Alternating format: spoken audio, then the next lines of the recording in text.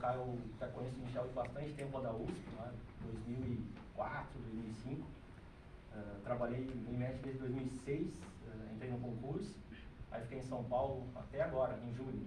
Então faz 3 meses e pouquinho que eu estou voltando aqui para o Rio Grande do Sul, então para mim também algumas coisas são, entre aspas, novidade, apesar da família toda ser aqui em São Leopoldo, Novo Hamburgo, então criado, nascido aqui, então depois de muito tempo eu voltei.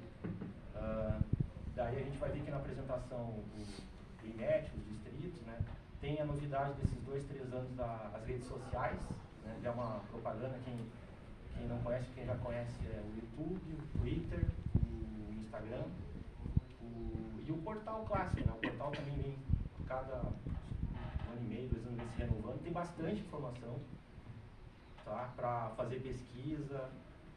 As estações meteorológicas que vocês já fazem pesquisa, elas são abertas há alguns anos, né, os dados das estações automáticas e das convencionais, né, no BDMEP.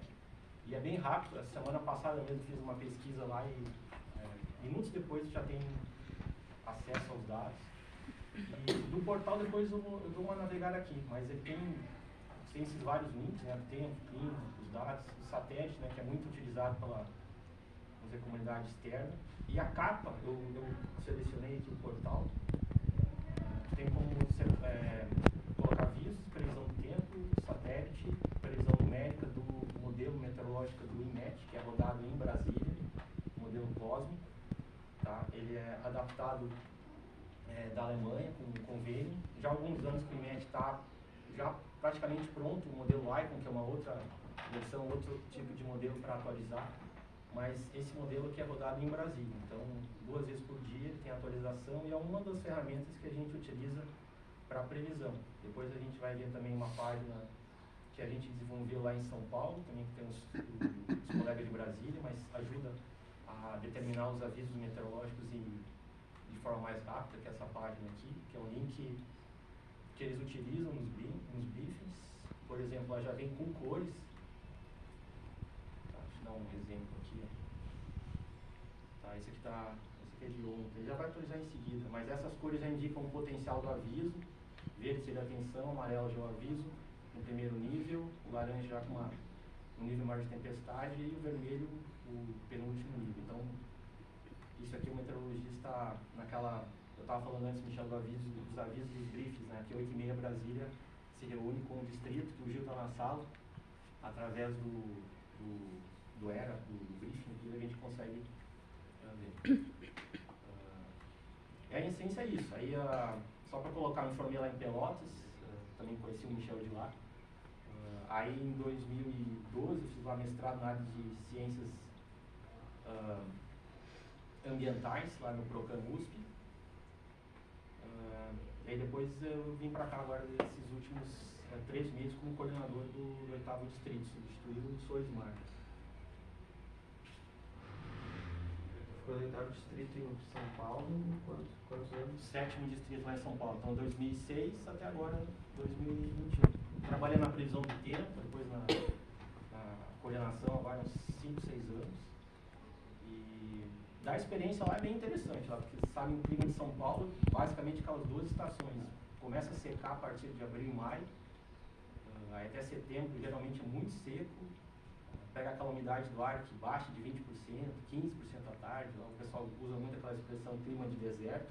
Fica às vezes 2, 3 meses sem chuva. Quando passa uma frente fria, só um respingo, a qualidade do ar fica bem ruim. Uma curiosidade, São Paulo tem praticamente 800 metros de altitude, tá? A média é 750, 800 metros. Então é comparável a uma cidade aqui da Serra, Farroupilha, Bento Gonçalves, quase Caxias do Sul. Então é uma área de muita altitude. Por isso que o clima, sendo bem da região litorânea ali, ele é bem ventilado. Isso aqui, por exemplo, é o aviso de ontem, tá? Vou pegar uma coisa aqui. Santa Catarina é Lages também. Acho que não está visualizando. Deixa eu ver aqui. Lages já está em cima lá da...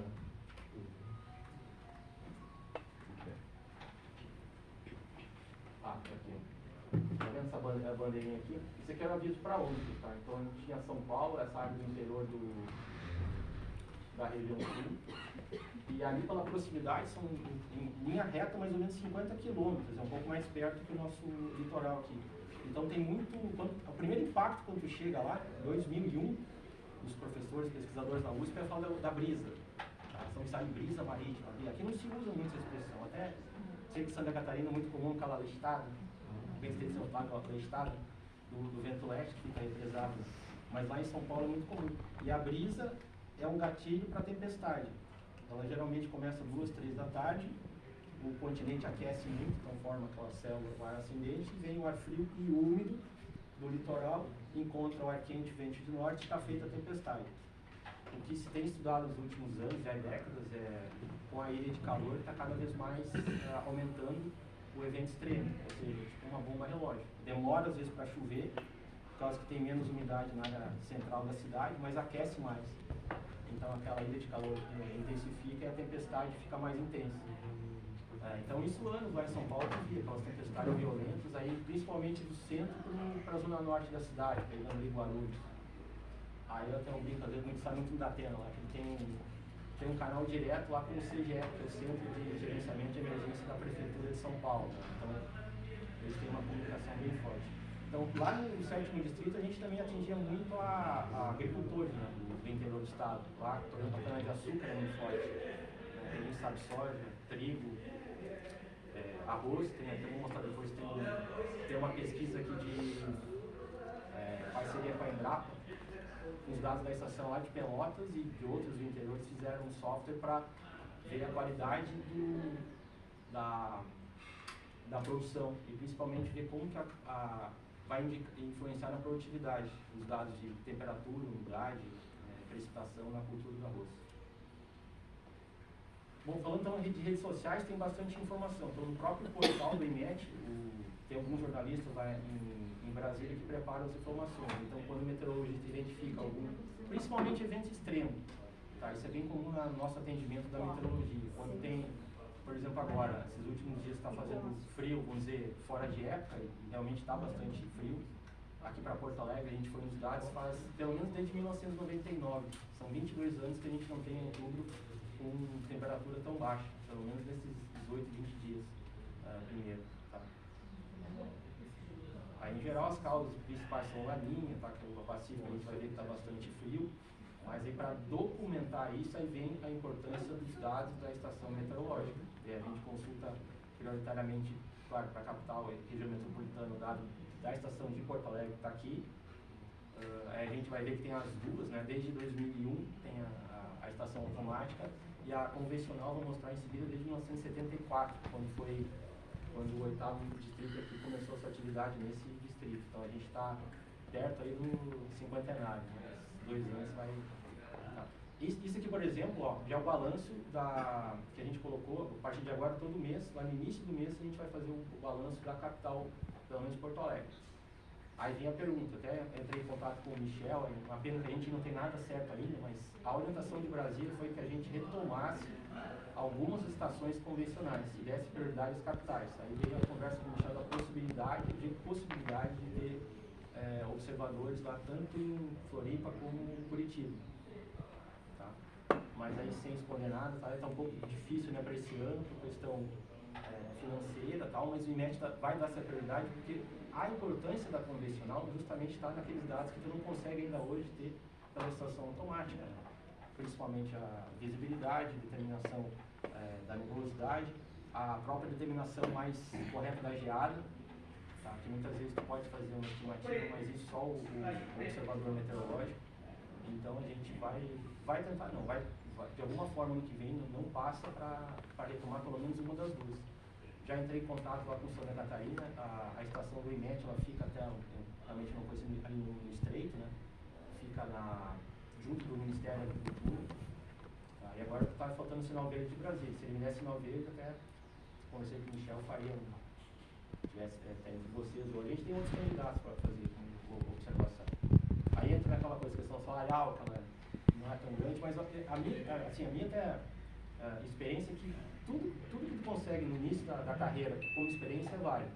Tá? Ou mesmo depois com uma atualização de curso é válido. E essa área é muito importante, que tu tu aprende muitas coisas novas de meteorologia, de observação. Por isso que a gente vai aprender bastante com a Cleonice. Ela tem mais, mais de ela é servidora, tem anos. O Mauro é meteorologista formado em Santa Maria, que era, né, Mauro? Formei em 2018. Formou agora em Santa Maria, veio trabalhar. Interessante, eu comecei no IMET como estagiário, né? Aí eu despertou meu amor por meteorologia, fiz vestibular, passei, fui lá e formei por tempo. E cara, meteorologia é bem legal. Gosto mesmo. É verdade. Então, aí outra coisa interessante foi no mês de setembro, né? Já sob efeito aí do Laninha, Porto Alegre teve 11 anos, agora como o setembro é mais seco, menos chuvoso. Tá? São duas informações. E aqui no gráfico vocês podem ver, tem a temperatura mínima aqui embaixo, a máxima, esses aqui são dados diários e o volume de chuva. Aqui as principais atribuições do IMET.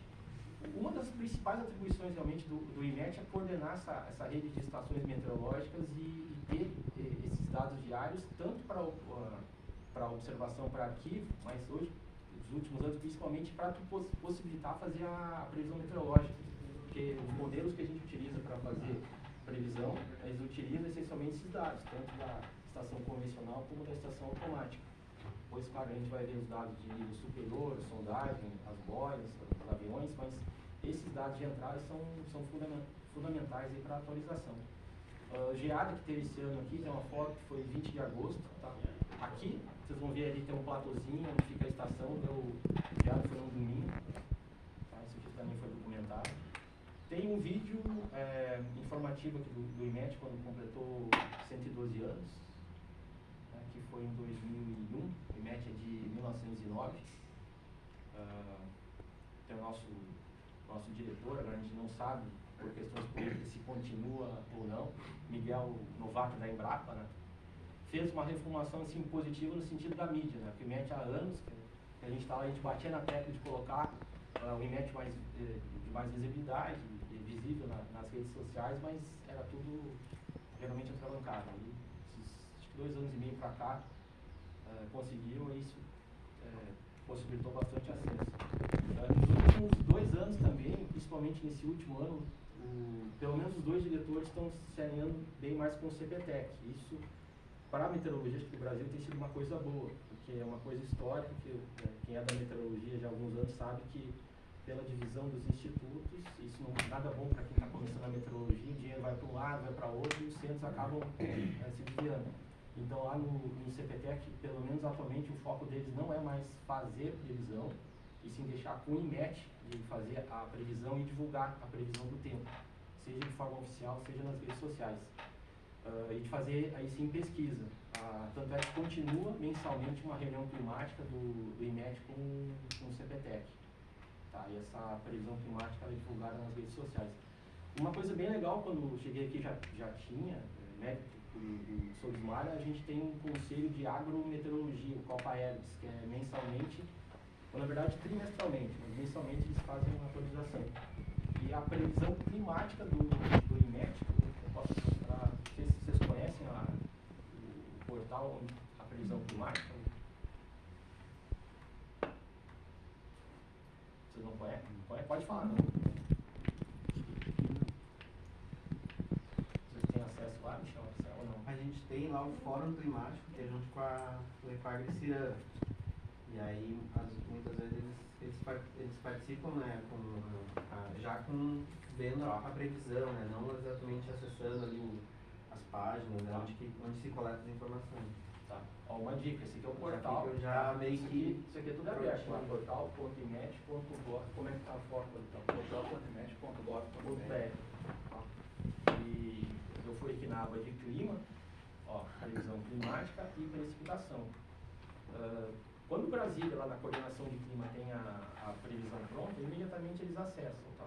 Algumas vezes eles seguram 2 dias ali para fazer interna a previsão, mas geralmente a partir do dia 15 ela já está disponível a atualização. Então, essa previsão aqui ela já envolve novembro, trimestre de novembro, dezembro e janeiro.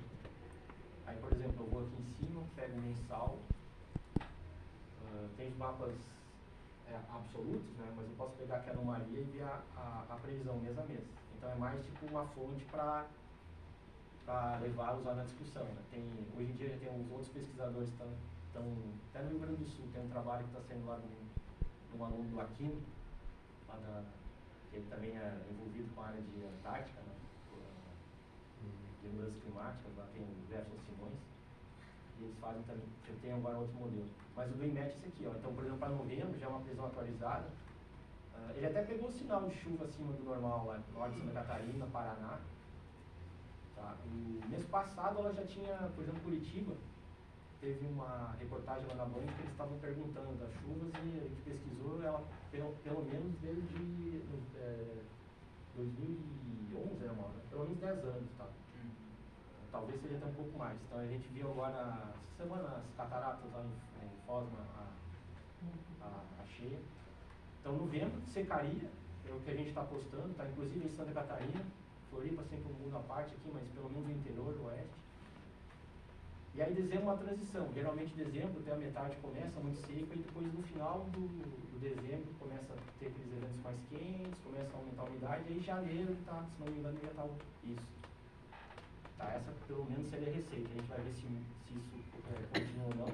E pelo jeitão é o que deve acontecer. Outubro mais frio, agora vai ter a parte um pouco mais seca, aí novembro a temperatura oscila mais, e aí dezembro começa a fazer aqueles calorões. Para o gaúcho, aqui ele fala muito acho que Santa Catarina não é tão comum, o vento de finado, né? Aqui tem uma expressão bem comum, que é a primavera, a gente sabe que é a estação mais ventosa do ano, pelo menos nessa parte litorânea do Brasil, e o vento de finados, que é 2 de novembro, que é o auge, né? Que é o final da primavera e o início do verão. Então esse ano provavelmente até vai ser mais intenso. Então esse vento leste, sudeste, o vento nordeste na praia vai ser bem intenso. Então essa é uma outra fonte de pesquisa lá no Nordestão. É o Nordestão. Aí por que é Nordeste e por que é Sudeste? É por causa do atrito. Né?